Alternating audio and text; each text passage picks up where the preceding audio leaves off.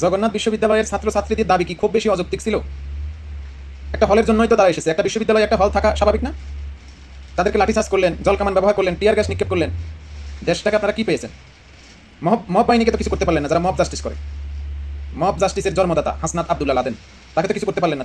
সে যখন আসছিল তখন তো জল ছিটাইছেন, সবাই দেখছে না? হ্যাঁ, ঠান্ডা পানি তাদেরকে পান করিয়েছেন, আপেল কেটে খাইয়েছেন আওয়ামী লীগকে নিষিদ্ধ করার জন্য। আজকে কেন নার্সিং কলেজের ছাত্রছাত্রীদেরকে শাহবাগে আসা লাগলো?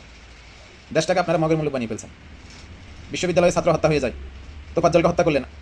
আবরারের সময় যতটা আপনারা সজাগ ছিলেন, ততটাই নীরব তোফাজ্জলের সময়।